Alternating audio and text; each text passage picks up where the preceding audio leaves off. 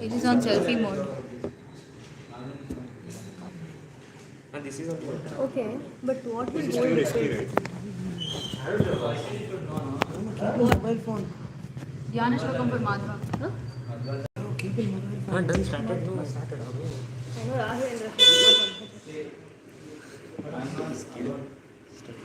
Okay, this is Done, not done. needed. Not Done. needed. We'll. Okay. Yeah. Check if it's. Okay, let us start. You got. Do some mic check. Yeah. Link.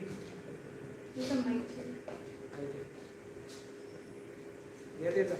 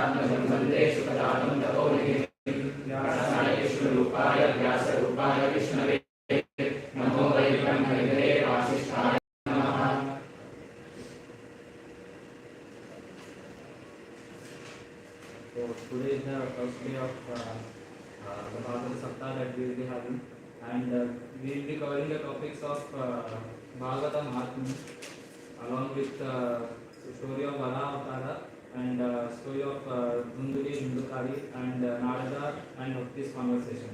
These are the topics that we will be covering today. So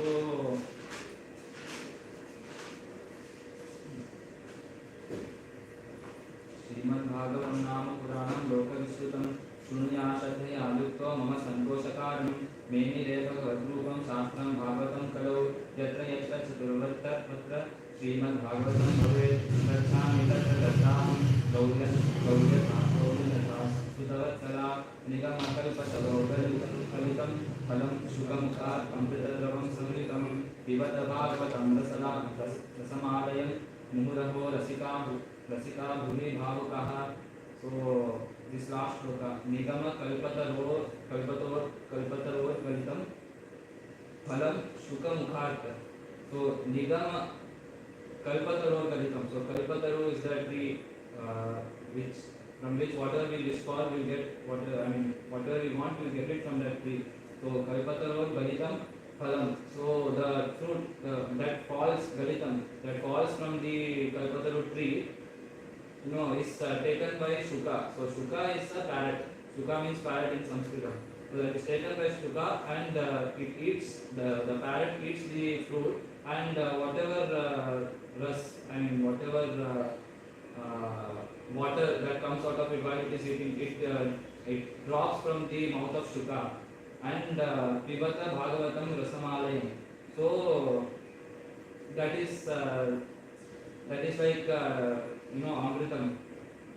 Amrita Dravam Samyutam Pibata Bhagavatam Rasamalayam Muravo Rasika Bhule Bhavukaha. So when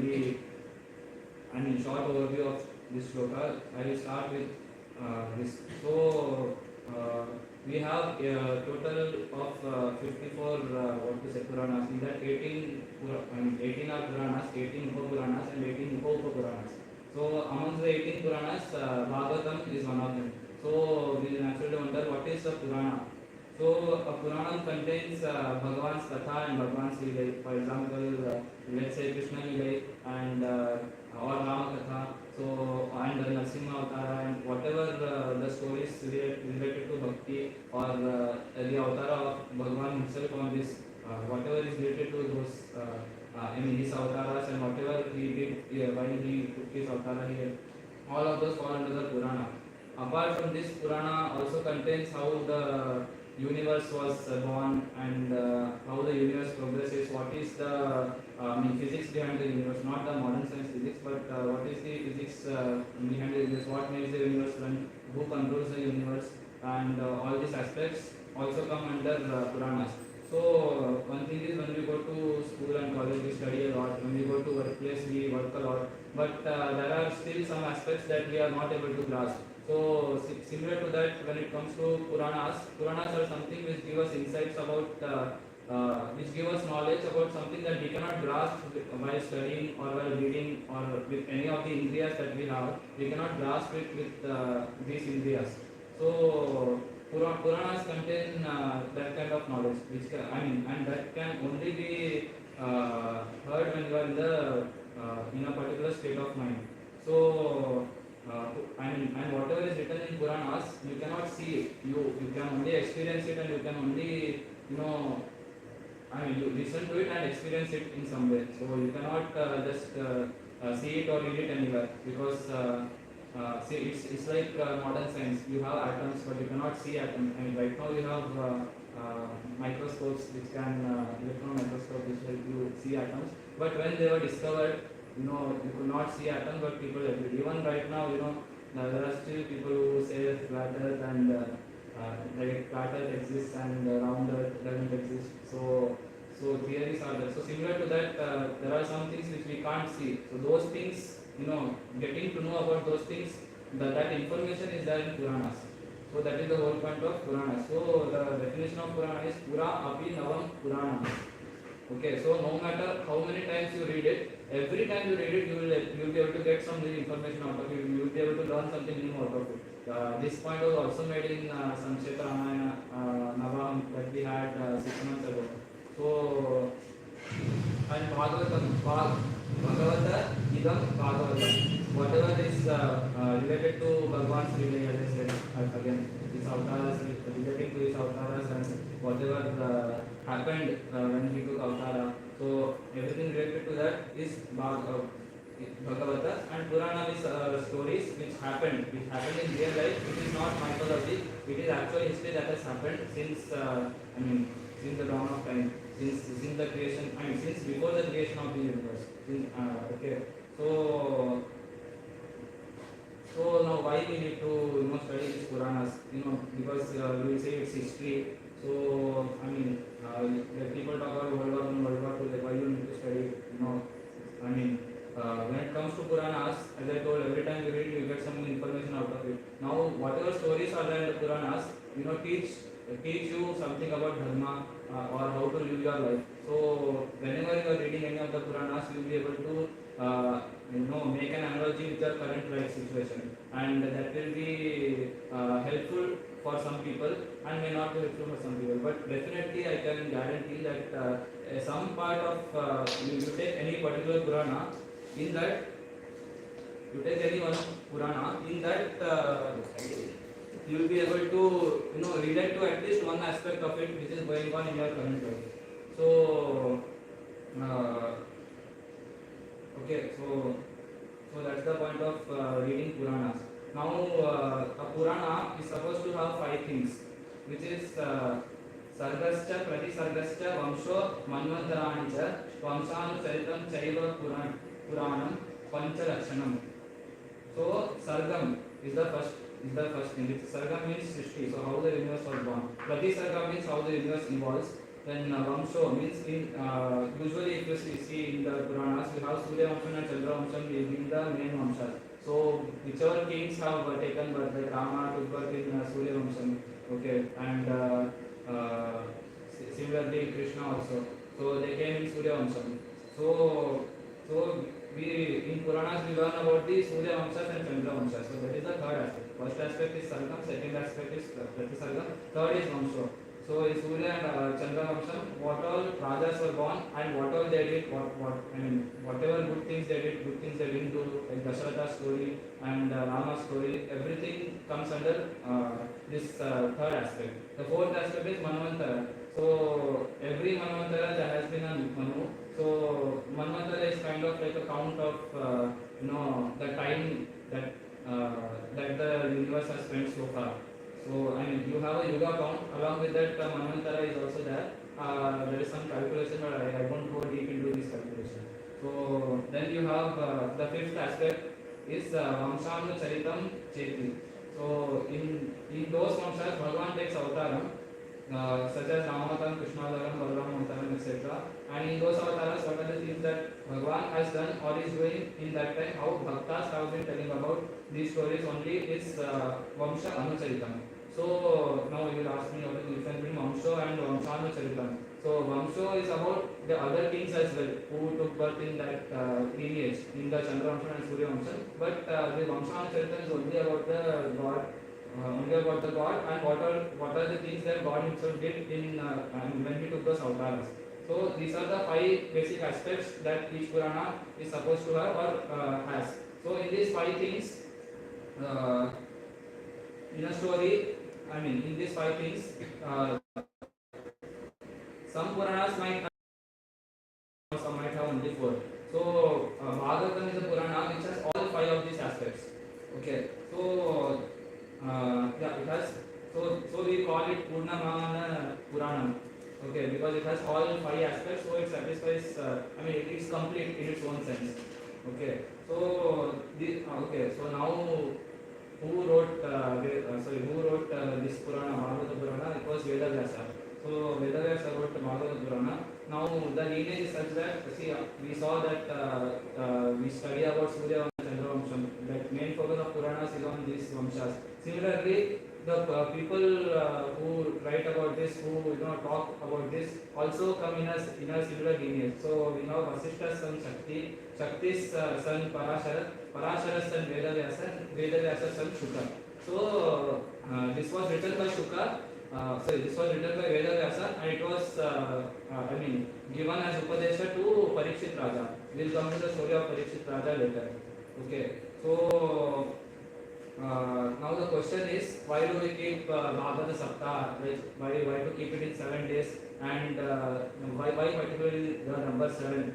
Okay, so I'll just give a brief intro to the Parikshit story. So let's just say, I'll just give a brief intro. I won't say exactly what happened. I will save it for later. So Parikshit got a bail from a son of a rishi that he will die in 7 days. So Parikshit was, naturally he was thinking, I have so much of life, I had so much of life left, now I only have 7 days to live. So, they say no, like you don't know how long you will live, so do whatever you want as long as you can, live your life to the fullest. So he was thinking, I want to live my life to the fullest, I want to do whatever I wanted to do, I want to listen whatever I haven't heard till now, I want to sing or I want to speak whatever I haven't spoken, I want to think about whatever I haven't thought, I want to read whatever I haven't read. So he says all those things, and that is the reason, and he says all these things to Shuka. So Shuka is Vedavyasa's son. Okay, Shuka is the one who gives this Upadesham of Bhagavatam. He tells about the Bhagavatam story to Parikshit Raja. So so that is why within this 7 days, because he has only 7 days to live, now Shuka has to tell the entire Bhagavata Purana in 7 days to Parikshit Raja. So similar to that, since nowadays also we can't spend a lot of time, we can't have months and years of Bhagavata Purana, like Bhagavata, not Saptaham, but we can't have Bhagavatam being explained for such a long time, we have, it makes sense to keep it over a span of 7 days instead of a long time. People might want to go for a vacation, or people naturally won't have time to spend over this. So, in 7 days, we try to explain the entire Bhagavatam. So it has some 52 skandhas, and in that, 52 skandhas and 18,000 shlokas is the total count of Bhagavatam. But it's not necessary that we have to say all the 80,000 shlokas. Only then Bhagavatam will be, only then you will get the phalam of doing Bhagavad Saptaham. It's not like that. Even if you do one shloka in the entire Bhagavatam, it will give you the same phalam. Even if you do half of the shloka, if you do just half of one shloka in the entire Bhagavatam and you understand its entire meaning, that itself is, that will give the same phalam as doing the entire Bhagavata Saptaha or reading the entire Bhagavatam. So the point here is that we are conducting this Bhagavata Saptaha over the span of 7 days, and it has been mentioned how the Bhagavatam has to be conducted in the Bhagavatam itself. So, okay, so I will speak more about Bhagavatam right now. So, Srimad Bhagavatam Nama Purana Loka Vishrutam Shunaya Shraddhaya Yukto Mama Santosha Karanam. So, Bhagavan says, whoever reads, listens, recites, and does pravachanam on Bhagavatam, organizes the Bhagavata Saptaha, or is even a part of organizing it, or even just sits and listens to it, they are all extremely close to me. So, Mama Santosha Karanam, they are the reason for my happiness, is what Bhagavan says. So, it has been given on which day, which topics are to be told, as I told. So, Manu Kardama Samvada Paryantam Prathame Ani. Okay, Manu and Kardama have conversation between themselves. Okay, so that comes in the third skandha. So until the third skandha is what usually people say in the first day. But we won't be covering Manu and Kardama Prajapati's conversation. We will be covering only till Varaha Avtaram. So yatra yatra chaturvatra Srimad Bhagavatam bhavet gacchami tatram gauryatva sutta vatsala. If a small child is going somewhere, like let's say you are a parent and you have a small child, and he is going somewhere, you will always keep a keen observation about where he is going, so that nothing happens to him. So similar to that, if we are a child, then Lord is our parent. So if you have bhakti, then He will always look out for you. Wherever you go, He will come behind you. So the problem is that now God doesn't want to give bhakti to everyone. Because if everyone has bhakti, then He has to go after every single person. So only few people can have bhakti. Okay. So shloka padamba varam bhagavatam grihe Shatashota Sahasraishta Kimannai Shastra Sangrahe. In 7 days, 18,000 shlokas how? One skandha is enough, as I was saying, one skandha is enough or no? One adhyaya is enough or no? One shloka properly is enough or no? Half shlokas meaning knowing is enough. So this is the shloka which tells about, even half a shloka, knowing about half a shloka is enough. So, न यस्य तिष्ठते शास्त्रं गृहे भागवतं करो न तस्य पुनरावृत्तिः याम्यपाशात् कथाचन नित्यं मम कथा यत्र तत्र तिष्ठन्ति वैष्णवाः. So, as I told, parents coming after us, worrying about us. Similarly, Lord is also worrying about us wherever we are going. So this is about Bhagavatam Mahatmya. So now we'll start with Srimad Bhagavatam. So Dharmadhyasya Sontrayadi Taratachartheshwarvinyah Swarat Tene Brahma Hridaya Adi Kavaye Nijanti Yatsulayah Tedo Vari Udam Yatha Vinimayo Yatra Trisargo Musha Dhamna Svena Sada Nirasta Kuhakam Satyam Param Dhimahi. So do good things. Bhagavan says do good things, don't do bad things. What is good, whatever good, whatever God has said is good. Okay, and if God has said to do something good, it's called as Vihitam. If God has said to do not to do something, then it's called as Nishiddham. So that's all life is. That's how simple life is. So नैमिषे निमिषक्षेत्रे विषयशौनकादयः सत्रं स्वर्गाय लोकाय सहस्र सममासत. So in UP there is a place called Naimisharanya. Okay, it's it's a very nice kshetra. So the thing about that kshetra is there is no vigraha there. There is no murti there. It's just a pond of water, and the Lord itself is. You think the pond of water as representing God Himself. So in that place there is. God is there in a jala swarupam. Okay.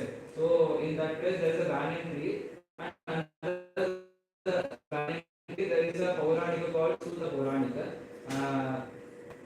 Okay, he is Roma Harshana Rishi's son. So surrounding him there are many other rishis, including Saunaka. So they all ask him in Kali Yuga, it is very difficult to concentrate on anything. It is very difficult to do related things, do good things. I want to be with God, but I am not able to do it for some reason. I want to, let's say I want to do bhajan, I want to read sloka, I want to do parayanam, I want to do so many things in the name of God. I want to be with God, but just for some reason there are so many distractions in whatever I do. Whenever I try to do something, some life problem comes. I don't have money, or I am attached to my parents, or I am attached to my friends. Some sort of problem always comes up, and I am not able to escape it. Also, the problem is. It is very difficult to follow dharma. We are only doing papam. Doing punyam is also not possible. We are trying to do punyam, but for some reason it's not happening. So please tell me something. So that please tell us something. A way in which we can let go of all this. A way in which we can follow dharma. A way in which we can do punya and not papam. A way to solve all these issues. Until Treta Yuga, Dwapar Yuga, in Treta Yuga, Dwapar Yuga, and Treta Yuga, it was easier to do all these things. It was it was easier. You are not distracted by anything. But in Kali Yuga, it's becoming very difficult. So okay, so they are asking all this to Sutta Puranika. So he is the one sitting under the banyan tree. So all of them are asking. So give us a way to go about this. Give us a way to solve these problems, or to not worry about these problems and think about God. So Prayenalpaishah Samyak Kalavasmin Yuge Janaha Mandhak Sumanda Matayo Manda Bhagya Jupadhritaha. So lifespan is short in Kali. Shraddha is less. In one life we can't learn many things. Lifespan is so less now. Earlier, like Rama lived for around 11,500 years, Dasharatha lived for around 60,000 years, Dilip Raja lived for around 40,000 years, and us, we have barely 50 to 70 years to live. And that also we are living only on medicines. Every day we are taking medicine. On the strength of medicines only we are living. So what is this kind of life? In that 50-70 years, that is too short a time to learn even one Purana, to master even one Purana, to read. Even if we sit every day and read the shlokas of every Purana and try to understand it, one life won't be enough. Lifespan is so short. Like what to do about this? We all want to do something with bhakti, want to pray to God, we want to visit temples, want moksha, want mukti, but still we aren't able to do it. Life just doesn't allow us. So what is the solution? Suta janami bhadraante Bhagavan sarvatam patihi devakyam vasudevasya jato yasya chikirshaya. So Sutaji replies, he is like, you need to tell the charitra about the son of Devaki and Vasudev, you have to tell about Bhagavan's avtaras, you have to tell about Shri Krishna's leelas, you have to tell about how to live life with dharma. Like in Bhagavad Gita, Krishna tells to Arjuna about how to live life with dharma. He tells every single aspect of your duties in Karma Yoga, everything he has told. So all those things you have to talk about it, you have to listen about it, and you have to keep thinking about it. So also there are some basic rules in Kali Yuga that we usually don't know, but they are very simple. They are like, don't tell lie, don't do hinsa, don't do violence, give food to cow on Dwadashi, do some kire, what they call it, like some kind of palak or something, some leafy vegetable, give that on Dwadashi to a cow, give 8 banana leaves as danam. Okay, so these are the basic things that will give you punyam in Kali Yuga. You need not spend money at all. You don't need money in Kali Yuga. You have to, if you really want to do good, you don't go after money, and you actually don't need money to do good things. That's the point that Sutta Pauranika was trying to make. So tasya karmanyudarani परिगीतानि सूलिभिः अथारण्याहि Hare धीमनवतारकथाः शुभाः. In Kaliyuga, tell the dharma, tell Bhagwan's katha. So again, वासुदेवे Bhagwati भक्ति योग प्रयोजितः धनयत्याशु वैराग्यं ज्ञानं च यदहैतुकम्. So listen to me carefully. Suta Pauranik says, the one sitting under the banyan tree, to whom everyone asked why, what is the solution to, what is the solution to all the problems in life, and how to be in constant thinking of God. So for that, Suta Pauranik again says, listen to me carefully. Suppose if you want to get respect and be like a respectable person, you need to know what all that person has done to reach that respectable position. They might have done a lot of hard work with a lot of sweat and blood and tears. So we need to know what all they have done. Similarly, if you want to reach God, just saying that I want to reach God won't take you towards God. You have to do some things which will make you think of God, which will make you read about Him more. Basically you need to know more about Him. Similar to how you need to know, if I want to become professor in IIT Bombay, let's say, which is my dream. So I would like to know how to do PhD. Definitely I have to do PhD abroad, I have to do postdoc.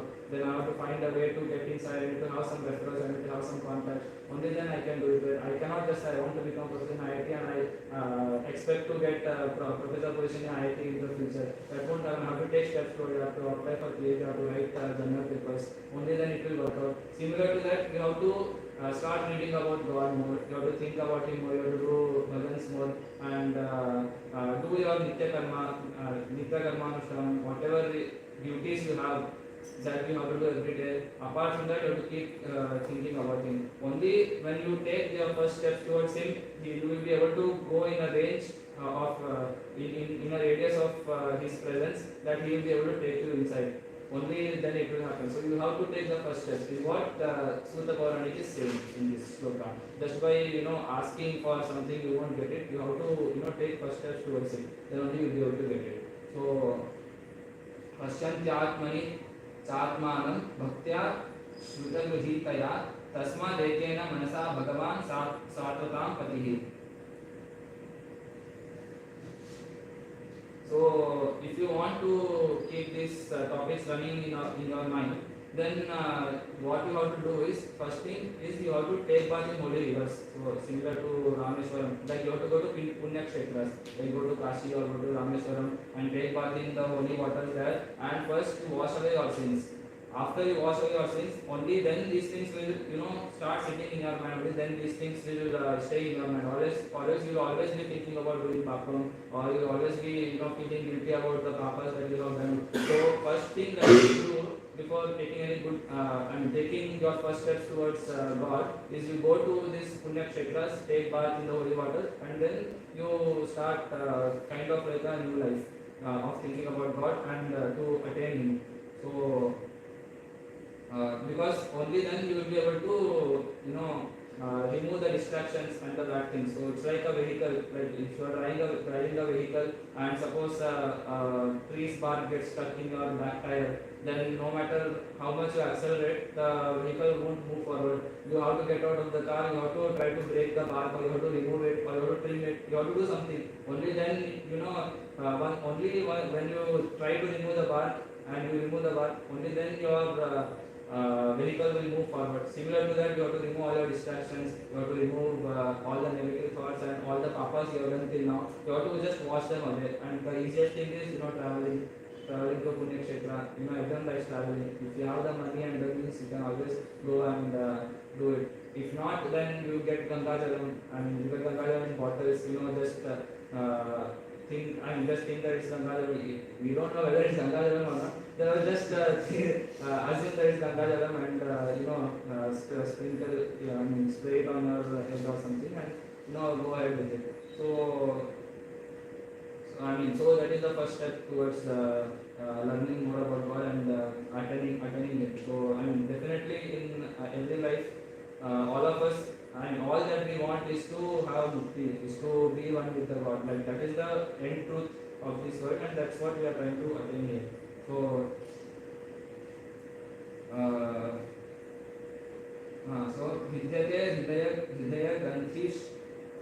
चिन्त्यन्ते सर्वसंशयाः क्षीयन्ते चास्य कर्माणि हृष्ट एवात्मनीश्वरे. So Bhagavan will give blessings in the form of this story. Listening to stories continuously, little by little papam will go. It's not like today you are listening, so from tomorrow onwards all your papam has gone. So you are a free person, you can do whatever. It's not like that. You have to keep listening, you have to keep thinking about it, you have to keep reading more about it. Then little by little the papam will start to go, and you should not commit any other papams. You should follow your duties always. So that's what this shloka tells about it. So slowly at one point of time you will lose all your papam that you have done so far. So पार्थिवाद्यावनो धूमः अस्तस्मादग्नि strayimayah. So you have asked me the question for you only, I will answer, but this answer doesn't stop with you. You have to keep following whatever I have told, and you have to keep thinking about God. Okay, now Vyasa says, iti bruvanam samstuya muninam दीर्घसत्रिनाम तस्य पुत्रो महायोगी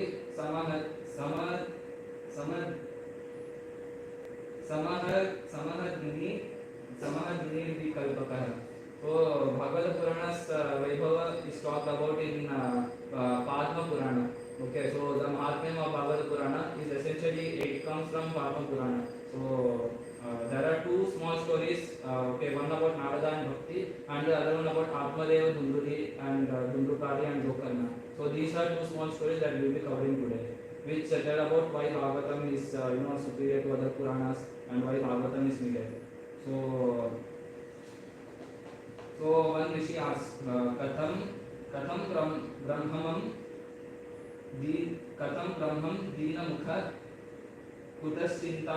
कुतश्चिन्तान्तरो भवान् त्वरितं गम्यते कुतश्च आगमनं तव. In one place there were many rishis, and Narada was running hastily from that place in tension. The rishis were wondering what issue he has. Usually it's always the rishis who are taking the tension, and Narada is always calm and is having fun, just doing mischief, telling wrong things to others. That is the universe state, and he always goes by doing Harinarayana, Harinarayana, Harinarayana, Harinarayana, Harinarayana, Harinarayana, Harinarayana, Harinarayana. That's what he always does and goes, and even though it takes Ramanama, he still does mischievous things, but he is never the one who takes tension. So the rishis are wondering why is he in such a haste, why is he taking tension, why is he just roaming around the world, in such a worried state of mind. So Narada replies, aham tu prithvindratah gyatva sarvottama iti pushkarancha prayagancha kashi godavari tatha. So I don't know how to find good on this earth. So this is in Kali Yuga. I don't know how to find good on this earth. I went around and checked if Bhakti is there or not. I went to all Punya Kshetras and I didn't find. So Pushkarancha, Prayagancha, so he went to Prayagraj. Then Kashi, he went to Kashi. Then Godavari, Tatha, Harikshetram, Kurukshetram, Sriranga Setu Bandhanam, Eva Margishu, Tirtheshu, Brahmamana, Itastatha. So before this I went to 100 countries. Whenever I went, one good thing also I didn't see. Like that I came to Yamuna River. In Yamuna River, on the banks of Yamuna River, I saw an interesting thing. So Ramunam Tatamapannah Yatra Lila Harerabhu Tatra Ascharya Maya Dustam Shuyatam Tanmunishwara. On the banks of Yamuna, I saw an interesting thing. A girl was sitting there. Near her, two old people were sleeping. Both aged 90. That girl was aged 20. So I went near the girl and I asked her who they are. She told they are my children. Okay, the two old people are around 90 years old, and she is 20 years old. They are all sitting on the banks of Yamuna River. Now he is asking her, who are these two? Why are they lying there like that? Why are they just fallen unconscious there? Who are they? She is saying they are my children. Even though they are 90 years old, she is 20 years old, they are my children. So Narada wonders, like, how is this possible? How are they 90 years old and how are they still your children? So she told that I also don't know how they are 90 years old. I just know that they are my children. we all came together. They are my children, but I don't know how they got so old. Even I was 90 years old, but I became young again once I came to the banks of Yamuna river, where we have Vrindavan, Mathura, and everything on the banks.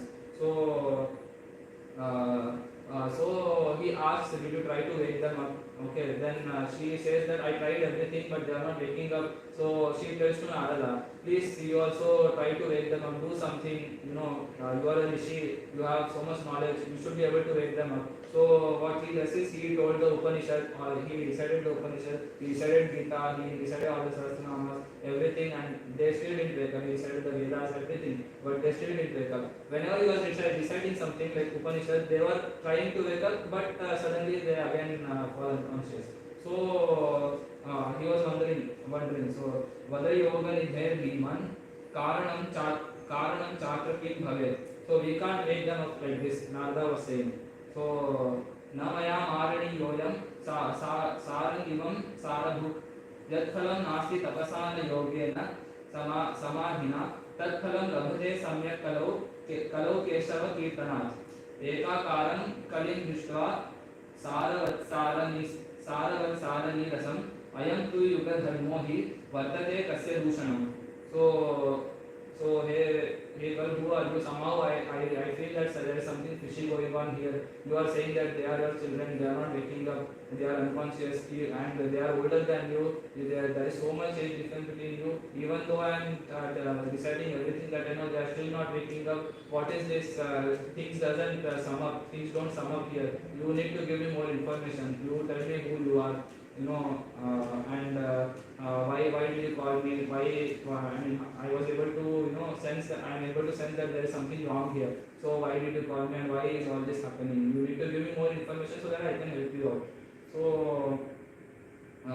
So now Bhakti says. So that girl, that 20-year-old girl, is actually Bhakti. Okay. So Bhakti says, we were in Vaikuntham.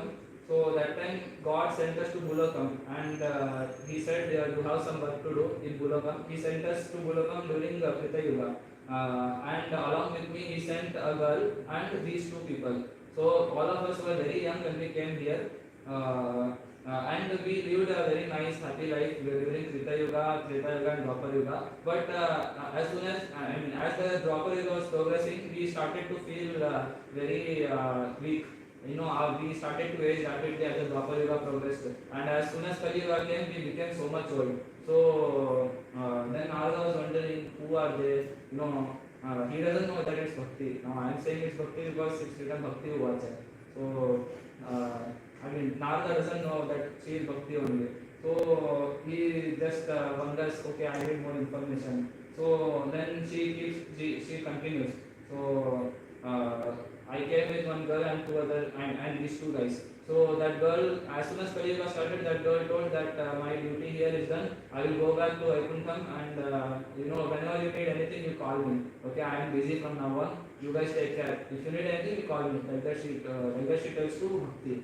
Then he wonders, okay, so Narada definitely is a rishi. He is very intelligent, and he just thinks about it. So he just thinks about it, and he realizes that okay, this is Bhakti, and the girl with him, and the girl with her is someone, and the two children are someone. So he kind of does the math, but he just wants to be sure again. So she continues, as Kali Yuga progressed, these two became old. I also became 90 years old. But when I came to Yamuna River's banks only, I became 20 years old again. So I recovered. I thought they will also recover with me, but they didn't recover. I don't know why they didn't recover. And I don't know why they are not becoming younger. At least they can become 70 years old or 50 years old again. But they are still 90 years old and they are not waking up. I don't know. I became 20, I don't expect them to become 20. But at least they can, become a little bit younger, or they can at least wake up. Why are they unconscious? I also don't understand what is happening. So now Narada understood from Jnana Drishti that she hasn't been told the full story. He hasn't been told the full story, and that now he realizes that she is only Bhakti, and the one who came with her was Mukti. So she left out the Santam. She is like, Kali Yuga has come. Now no one will get Mukti anyway. So I am going back. If someone needs Mukti, you call me. I will come to take them, like that. So and the remaining two people are Jnanam and Vairagyam. Okay. So bhakti and mukti are always together. So only when you get bhakti, you will get mukti along with it. It's like buy one get one free kind of thing. Like you need both of them. You need to start with bhakti, only then you will be able to get moksha or mukti. So okay, so Jnana and Vairagyam are there. If they are there, only Bhakti will improve. I mean, it's like that. But if Bhakti is there, Jnana and Vairagyam did not improve. Kind of like that. So now that they became old, okay, the thing is in Kali Yuga, we don't find that many jnanis. We don't find people who are very much knowledgeable or who do every single thing, that every single duty that they are supposed to do or read all the Puranas. Dwarka is an exception, but like we don't have jnani here. I mean, many jnanis.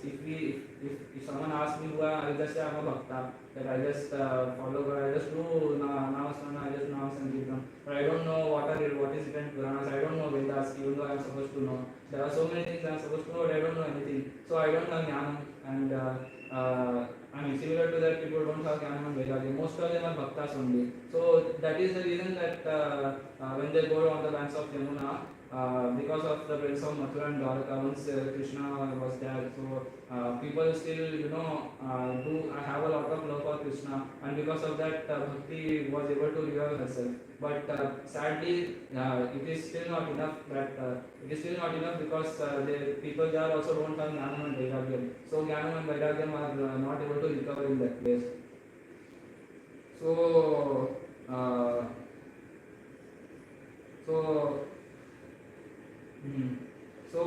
so the point is that it is easy to get bhakti in Kali, so in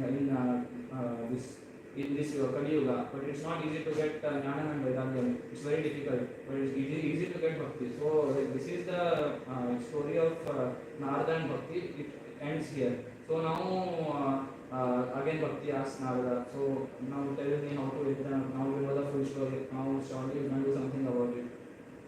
So at the end, now Narada thinks he also doesn't know like what is supposed to be done. Then Narada's cousins or some cousins like which are again sons and sons of Brahma, which is Sanaka, Sanat Kumara, Sanatana, and one more. So these four they are sons of Brahma. So they come, correctly at that time they come there when Bhakti asks Narada what is the what is the way to cure them both now.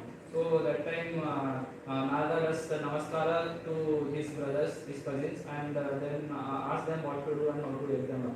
So now the question is on the cousins, the other sons of Brahma. So Narada says, I tried everything. So now they say that you study Purana and Bhagavata Purana for 7 days and then they will recover. So that is the Mahatmyam of Bhagavata Purana. Like if you just even Jnana and Vairagyam themselves are representation of knowledge. Even they themselves can get revived in Kali Yuga. Even though so many tragedies are happening, so many bad things are happening, even they themselves, they are entities. They themselves can improve from their bad state. By listening to Bhagavata Purana, then imagine what all we can do by listening to Bhagavata Purana. So again, it is just a matter of how we perceive it. Now, every single person will be perceiving this Upanishad in a different way. Someone might take some aspects of it, the other will take some other aspects of it. For some person it will be life changing, for some person it will be waste of time. So it just depends on how we perceive it. So, but again, in one of the slokas, if you have complete surrender, then you will be able to turn your life around and you will be able to relate it to whatever is happening in your life. That's the point of reading Puranas and hearing about Puranas. So, now Narada asked them, okay, I'll do Bhagavatam now. Where should I go and talk about this Bhagavatam? Which place should I go and who all will come? I don't know. So then Sanaka said, Anandavanam, there is a place called Anandavanam near on the banks of Ganga. So Shunu Narada Vakshamaha Vinamraya Vivetane Ganga Samipetu Tata Anandanama Kam. Okay, so all the rishis nearby in that Anandavanam. Okay, sorry, Anandavanam comes. So all the rishis nearby the Anandavanam. and nearby Ganga, they all come to listen to Narada, giving the Upanyasam about Bhagavatam, talking about Bhagavatam for 7 days. So Bhagavan himself came there, then all Vedas come, all Puranas in their entity form, they all come there to listen to Narada talking about Bhagavad Purana for 7 days, so that these two, Jnanam and Vairagya, will recover. That is the sole purpose of that. Now, also Prahlada, Uddhava also come there. Prahlada is the one putting talam. He is putting talam, and Uddhava, and Arjuna is the one playing Vidangam. So this is what mentioned here. And everyone is playing one instrument. So that's how good the scenario becomes. And definitely at the end of the 7 days, Jnana and Vairagya, get back their health, and they just stay there, I think. So okay, so this finishes the story of Narada and Bhakti's conversation. So we are just discussing Bhagavatam Mahatma. So why we need to, what effect Bhagavatam can have, and why we need to learn about Srimad Bhagavatam, why we need to listen more about it. So this is Bhagavatam Mahatma. So now I told one story will be of Bhakti and Narada. Second story will be about Dunduli, Dundukari and Atmadeva. So Atmadeva was a Raja Rishi, like he was a king, and he had a wife called Dunduli. So what Atmadeva wanted is that he wanted to have children, but Dunduli didn't want to have children. So what Atmadeva did is he went to a rishi, and he took a fruit, he took an apple, and he brought it back with some power in it, definitely, so that when Dunduli eats it, she will get the children. But what Dunduli did is, I think somehow she knew that she will get children, so she just gave that to a cow. So when that cow ate that fruit, that cow gave birth to a child which was named Gokarna. Okay, and Dunduli on the other hand, tricked her husband, because because Atmadeva gave the fruit to Dunduli. She wanted to trick him. She didn't want him to know that she gave it to a cow. So she just adopted her sister's son, whose name is Dundukari. So Dundukari, she adopted Dundukari, and Dundukari and Atmadeva lived in the same home along with Gokarna. The problem is that now Dundukari was not a good child. He was very mischievous. He would do all sorts of bad things, and whatever the drinking, roaming around with not so good women, and like whatever is not supposed to be done, he used to do everything. So that was Dundukari's swabha, and Dunduli never used to say anything about it. She never wanted children in the first place, so it was Atmadeva's problem. So they were just discussing, they used to fight and everything. So Atmadeva said, I am just done with this, and I will go and bring the, metaphorically, so he just left his house and he went to do tapasya. So he did tapasya for a few years, and finally he got moksha and he left the Bhulokam. So Atmadeva, as he wanted to escape, he just escaped this world. But now Dunduli and Dundukari remain. So as usual, Dundukari was spoiled, and Dunduli, didn't care. So Dundukari used to do all the bad things, and he used to ask his mother for money every time. She used to give. Sometimes she would refuse. One day she refused, and he became angry, so he killed his mother. So after that, Dundukari, just roaming around with women, not good women. So one day again, as fate had to catch up to him sometime. So those women in the end killed him for the money. So at the end, Dunduli also died, Dundukari also died, but Atmadeva got moksha. So this is okay. So after this, now their brother Gokarna remains. So Gokarna was a very good child, because it was Atmadeva's and the cow's son. Gokarna was a very good child. So Gokarna, studied all the Vedas, did all the Paranam, whatever his duties he was supposed to do, everything he did. After the passing away of Dunduli and Dundukari, he did all the last rites of them in Gaya and Kashi Rameshwaram. Whatever is supposed to be done, to the maximum extent he did everything. Gokarna did everything. But what happened is, one day he was just sitting in his home, and He was just sitting in his home. It was night and it was raining heavily. And this someone just banged on his door. But when he tried to open the door, there was no one. When he opened the door, there was no one. It was just wind. Okay. But after some time, it again banged the door. He opened it, and turns out that it was his brother in a ghost form. His brother Dundukari was in a ghost form. Problem is he was not able to leave this earth because his life was not life, but he didn't get purti, like he didn't get closure from this life. So to get closure, he asked Gokarna to do something. Please do something, like I need closure. So Gokarna asked him, why didn't you get closure? I went to Gaya, I went to Kashi, and I did last rites to the maximum extent possible. Why are you still here? Why haven't you been able to escape this Gulokam? So he told, I also don't know. So because I also don't know. Then somehow Gokarna was able to realize that okay, he needs to do Bhagavata Saptaham, and only then he will get closure. Only then his brother Dundukari will get moksha. Not moksha, but he will get closure and he will be able to leave this ghostly form and maybe continue with his next life, or whatever, he will get closure with this life. So he arranged Bhagavad Saptam. So what he asked Dundukari, Gokarna asked Dundukari, is how will I know that you have escaped this world? Like you are in a ghostly form and I can't always see you. So at the end of the seventh day, there should be some indication that you have successfully listened to this and whatever I have done, this Bhagavad Saptam has conducted for you. It should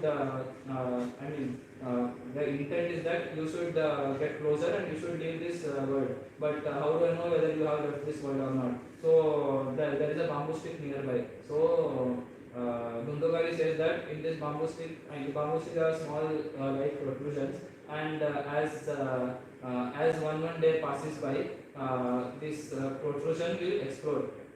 Okay, so there are 7 protrusions on it. So as each protrusion explodes, my heart will be fulfilled and I will be able to, my Atma will be fulfilled and I will be able to leave this Gulokam, is what he says. So first day as usual, and he says that after the 7th day, if the bamboo stick protrusion pops up again, then it means that I have been able to escape this world, and whatever they have done for me has been successful, is what Dundukari says to his brother Gokarna. So Gokarna, as he's supposed to do, he conducts a Bhagavad Saptam, calls everyone, make sure that all arrangements are done, organizes it very well, and as days pass by, first day the first protrusion explodes, second day it explodes.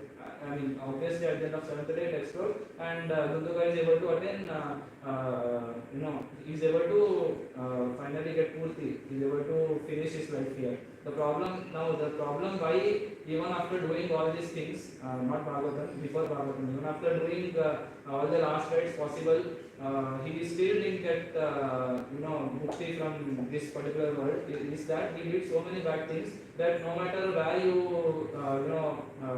do the last rites, it won't help him. No matter how you do it, no matter what you read, what you do, it is not going to help him. So it did not help him. That is the amount of papa he had done. But just by doing Bhagavad Saptam, that is just by doing Bhagavad Saptam for 7 days, is what gave him is what balanced his papas, and it gave him a chance to finally get done with this life. That is the Bhagavatam Mahatmyam. That is the power of Bhagavatam over doing all the last rites in Kali Yuga. So for Kali Yuga, Bhagavatam, Bhagavad Saptam, and talking about Bhagavatam or taking Bhagavan Nama is the way to go. So okay, so this happened. Now we finish with this. Now these two stories are finished. I told Padma Purana. So Bhagavatam Mahatmyam stories are taken from Padma Purana to explain why Bhagavatam is superior to others. So this I have now explained why Bhagavatam is superior to the other 2 stories. So now I will move on to the core Bhagavatam Purana, which is the story about Parikshit Raja. So almost all 7 days you will be hearing about Parikshit Raja, and now I will come to the story of Parikshit Raja. As I told, Parikshit Raja got a bane from the son of a rishi that he will die in 7 days. Now why did that happen? So So what happens is, okay, so now we take the lineage of Parikshit first. So in Mahabharata, Arjuna had, so Arjuna and Subhadra had a child which was who was Abhimanyu. So Abhimanyu married Uttara, and Abhimanyu and Uttara's son was is Parikshit. Okay, so when Abhimanyu married Uttara, and Abhimanyu was just 16 years old when he died. He went to the Chakravyam, and he died in the battle. So I mean the thing is, the entire Kaurav Pandava, everyone in that lineage, everyone was supposed to die, but for some reason this Parikshit was still in the stomach of Uttara. So only the women remained, Kunti and Kunti, Draupadi, and the women remained, along with only just one child of their entire lineage, which is Parikshit. Now they all, whoever was remaining, they all prayed to Lord Krishna. They said that if Parikshit dies, the entire lineage will die. You can't do this. You have to save him somehow. You have to give him anugrah. You have to bless him so that he doesn't die and he lives a long life and takes our lineage forward. So Lord Krishna, as usual, he agrees with them, and he makes sure that Parikshit won't, like Parikshit will live a good enough life. So as things are supposed to follow, Parikshit is born as a king. He takes up the entire Bharat Desha, and I mean already it's there, the entire Bharat Desha. He becomes a king of the Bharat Desha. He is a good king, but one day what happens is he just goes to a forest.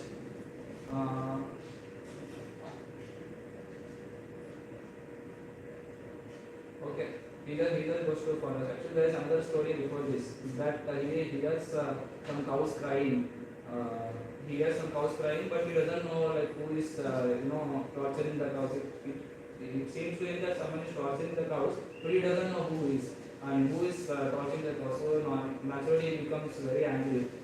Once he finds where the sound is coming from, he goes to that cow, and he realizes that the cow is standing on only one leg. So what that represents is that the cow had 4 legs in Treta Yuga. In Treta Yuga, one of its legs got cut off. In Dwapar Yuga, another leg got cut off, and at the start of Kali Yuga. So the period we are talking about is Dwapar Yuga.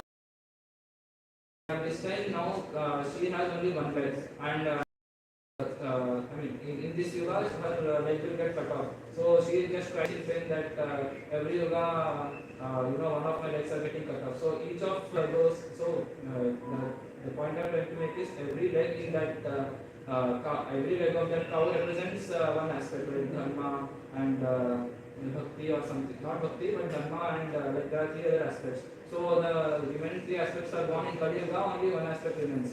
So that is one thing. Now I'll come to the main story of Parikshit Raja.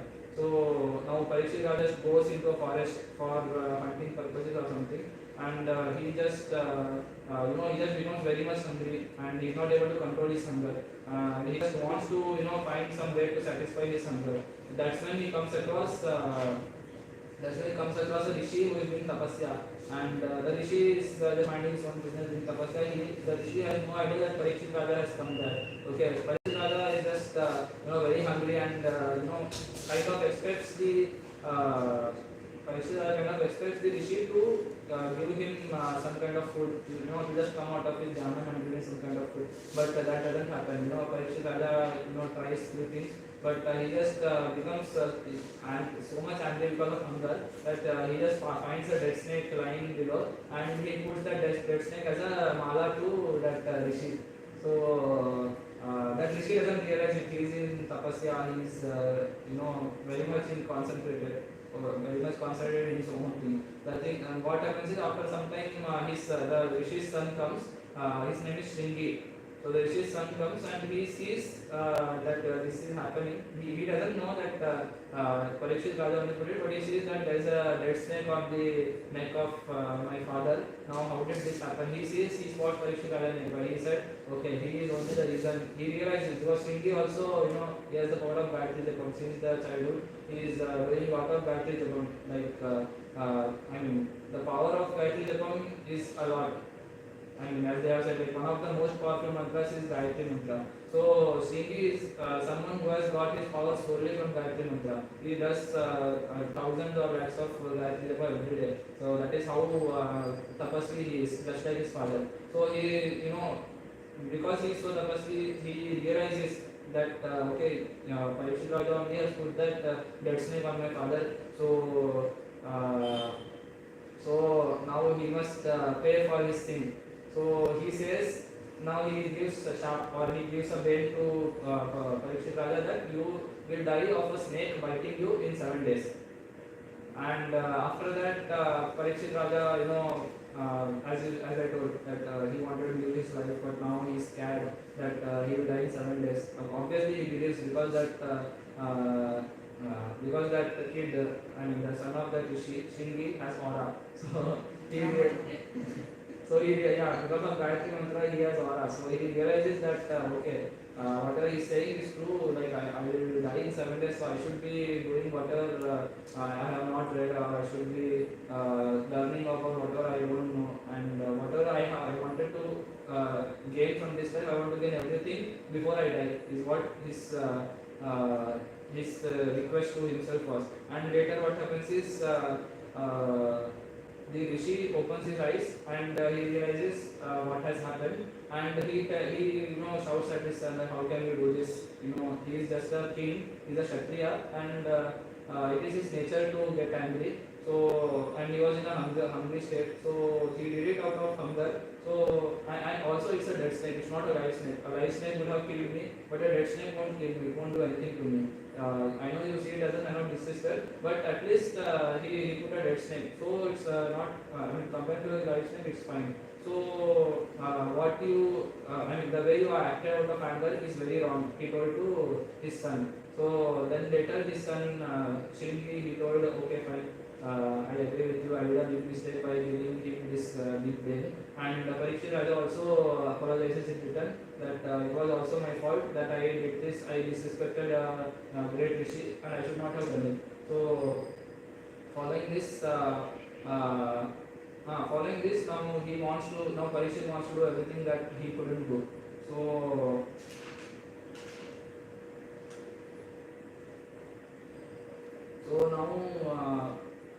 So now, thankfully, after all this happens, now Parikshit Raja is sad, that he will die in 7 days. So he is, just about to give up on his life and, think that, everything is over, now I can't do anything, I have only 7 days left. That's when, fortunately, he comes across Shuka's ashram. Shuka, as I told, is son of Vyasa.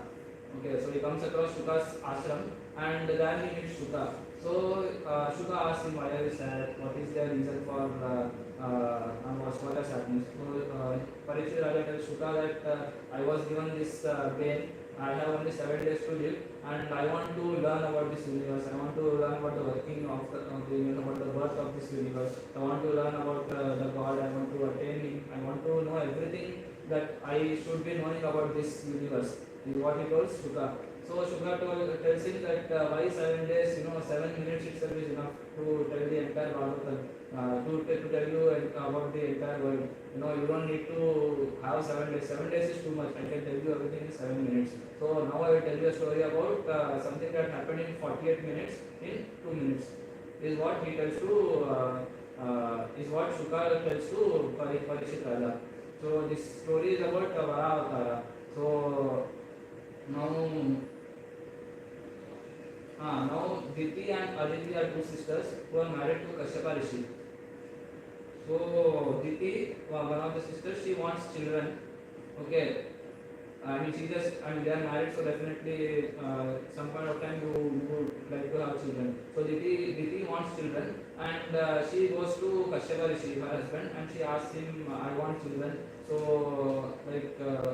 can you bless me with the children? So whenever it comes to rishis and their wife, the rishis usually blesses their wives to have a children. So she asks for his blessing. So he says to her, so the thing is, she goes in the evening to ask him for a child. She says, I want a child. He says, it's evening. If I bless you with a child now, then the child won't turn out to be good. It will be a very mischievous and be a bad child. It won't be good for the society. Is what the Rishi tells to Diti. So Kashyapa Rishi tells to Diti, but she says no, I want it right now. It is fine even if the children turn out to be bad. I want them right now. So he blesses her with two children, two boys. One is Hiranyaksha and Hiranyakashipu. So they turn out to be very mischievous and not listening to anyone and doing all the bad things. As Kashyapa Rishi predicted, they do all the things that they are not supposed to do. So now Hiranyaksha and Hiranyakashipu, they have this aim that they want to fight with Lord Vishnu and somehow take over this world. They want to fight with Lord Vishnu. So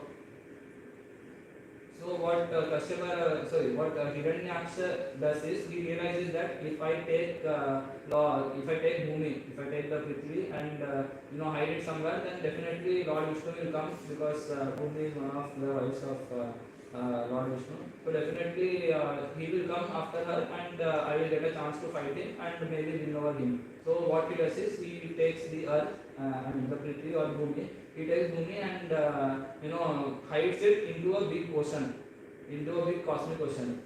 Now what happens is Lord Vishnu, once realizing it, all the devatas as usual, they say Prithvi is not there in the solar system anymore. It has disappeared somewhere. Now you need to retrieve it back. You need to take the avtara. You need to take some avtara. You have to go down there and you have to fix this issue because it is causing a lot of problems to all of us. All the devatas, devas, everyone, they go to Lord Vishnu and request him. So naturally he takes the form of a white boar, which is Varaha. Okay, and the boar has like two white tusks. Okay, and so when you see the boar, it looks like a blue mountain. It's a blue colored boar. So blue mountain with two crescent moons. How it will look if you have sunlight coming from it. It will look like a shadow. So it looks like a blue mountain with two crescent moons. That's how beautiful Varaha avatar looks. So he takes the form of a Varaha, and then he realizes that it is in the cosmic ocean. The Bhumi has been dipped inside at the bottom of the cosmic ocean. So he goes there and completely he just flashes his head inside the boar in the boar form. The flashes his head inside the samudra and just lifts the earth up on his tusks. So the tusks are on the edge of the Prithvi is on the edge of his tusks, and that's how he saves Prithvi or Bhumi. Okay, and then he keeps it in its right position in the universe, and he starts fighting with Hiranyaksha, and eventually he wins over Hiranyaksha, and all this happens only in a span of 48 minutes. So this entire avatar happens only in a span of 48 minutes, and Hiranyaksha dies off, and the purpose of this avatar is over. So Lord Vishnu returns to Vaikuntham. So what happens is also when he is raising the earth from the cosmic ocean, the water just sprays everywhere. The water just sprays everywhere on the Bhumi, on the earth, and the rishis along with their wives, they want to take bath in that water in that rain that's coming from the earth being lifted from the ocean, because that is the holiest water that they can take part in. So all rishis with their wife, they just go and try to be under where the water is going to fall. So that is about Varaha. So that ends the story and the Bhagavata Mahatmya of this Bhagavata Purana, like why we are doing Bhagavata Saptaham, what are the things that you can get from Bhagavata Saptaham, why Bhagavata Purana is superior to other Puranas, and the story of Narada and Bhakti we saw the story of Dunduli, Dundukara, Atmadeva and Gokarna, and finally and we started with the story of Parikshita. Now there are many things. The thing is Parikshit wanted to know how the universe is born, how it was created, how it evolves. So that is what we will be seeing tomorrow. So it's like it's not Big Bang theory, but it is much more interesting than Big Bang theory is what I can assure you. So that is what we will be seeing tomorrow, and over the course of 7 days we will be seeing how how even Shuka is telling about these 7 days to Parikshita. So each day we will be seeing that as Shuka said to Parikshit. So and then we looked at Bhagavata and the story of Hiranyaksha, and from tomorrow onwards we'll see how the universe was created. I think tomorrow is the most interesting day. I originally wanted to talk about that universe creation and because I'm very interested in physics. But anyway, this is it's a pleasure to get to talk on Bhagavatam, because I never had any idea about what Bhagavatam is, and like the Sanskrit has given me an opportunity to talk about Bhagavatam. So thank you very much, and I hope you enjoyed whatever I told today. Thank you.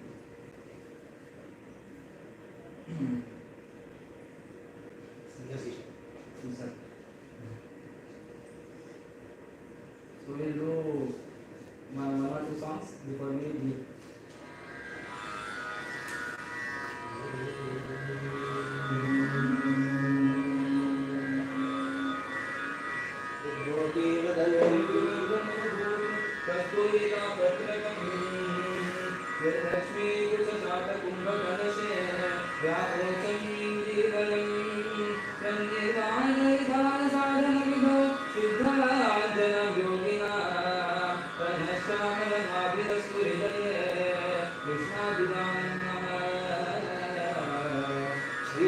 Radha मनोरम रमावल रासलील गानामृतैव भणिजं कविराजराजं श्रीमाधवार्चन विधौ अनुराग सद्म पद्मावती प्रियतमं प्रणतोऽस्मि नित्यं राधे गोपाल विलास श्री गोपाल विलासिनी वने सर्वज्ञानि बुद्धाडुनी श्री राधापति बाल पद्म भजनानंदाग्नि मनोनिशं योगे सत्पति राजराजैक्यः सातो दया भोनिधिः वन्दे देव सद्गुरुवरं Padmavati वल्लभम्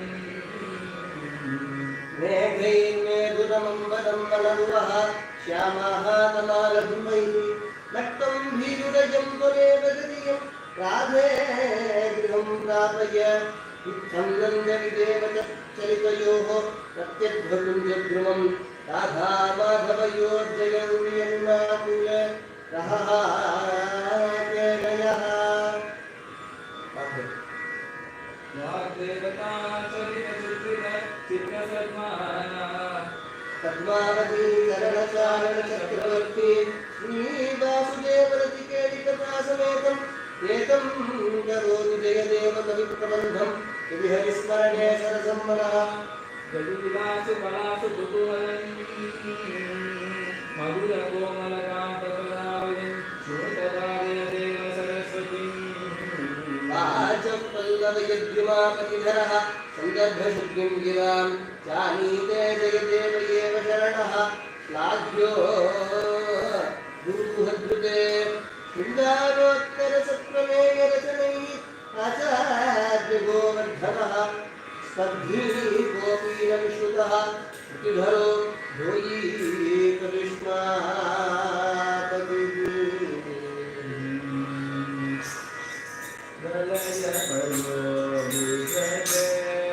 Gopal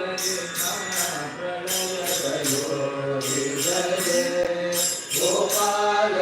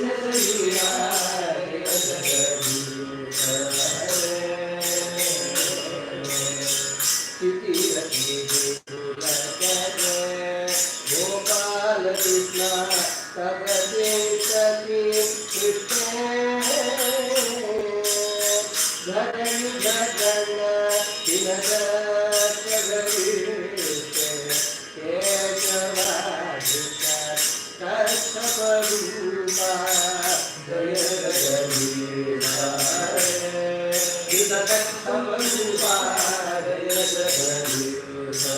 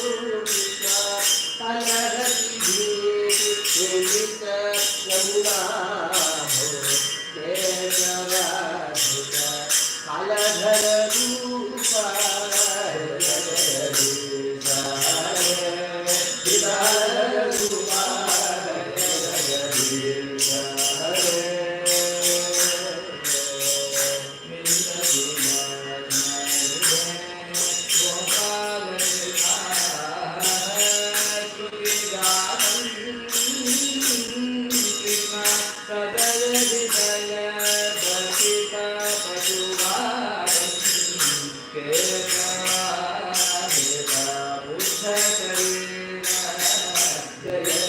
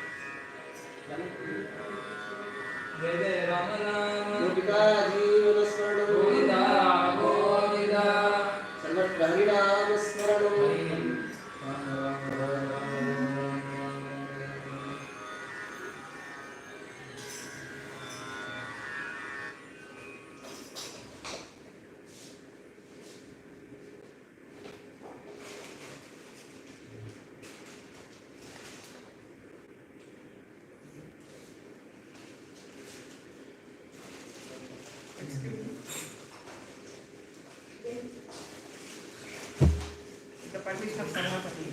So I want to say, whereas we had